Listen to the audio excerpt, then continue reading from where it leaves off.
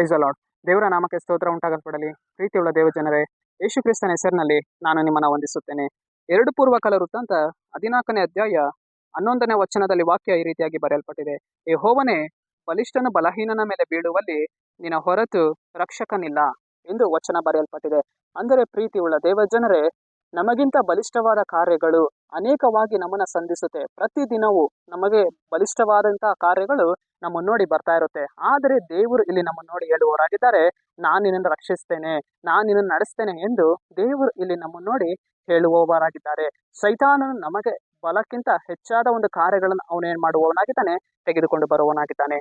ವೇದನೆಯನ್ನ ಕೊಂಡು ಬರುವವನಾಗಿದ್ದಾನೆ, ದುಃಖವನ್ನ ಕೊಂಡು ಬರುವವನಾಗಿದ್ದಾನೆ, ರೋಗವನ್ನ, ಸಾಲವನ್ನ ನಮ್ಮ ಬಲಕ್ಕಿಂತ ಹೆಚ್ಚಾಗಿ ಅವನೇನ್ ಮಾಡುವವನಾಗಿದ್ದಾನೆ, ತೆಗೆದುಕೊಂಡು ಬರುವವನಾಗಿದ್ದಾನೆ.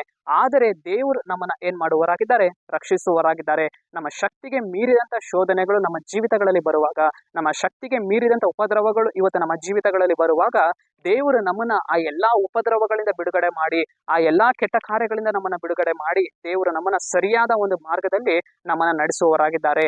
ಸರಿ, ನಾವು ಪ್ರಾರ್ಥಿಸೋಣ. ಅಪ್ಪ ಕರ್ತನೇ, ನಿನಗೆ ಸ್ತೋತ್ರ. ಈ ವಾಕ್ಯ ಭಾಗ ಸಂದೇಶವನ್ನ ನೋಡ್ತಾ ಇರುವ ಜನಗಳು ನೀವು ಮುಟ್ರಿ, ಅವರ ಜೀವಿತಗಳಲ್ಲಿ ನೀನು ಕ್ರಿಯೆ ಮಾಡಿ ಸ್ವಾಮಿ. ಎಲ್ಲ ಉಪದ್ರವಗಳನ್ನು ತೆಗೆದಾಕ್ರಿ, ಶಕ್ತಿಗೆ ಮೀರಿದ ಅಪಾಯಗಳನ್ನು ತೆಗೆದಾಕಿ ನಿನ್ನ ಜನರನ್ನ ನೀನು ನಡೆಸು ರಾಜ. ನಜರೇತಿನ ಯೇಸುವಿನ ನಾಮದಲ್ಲಿ ತಂದೆಯೇ, ಆಮೆನ್.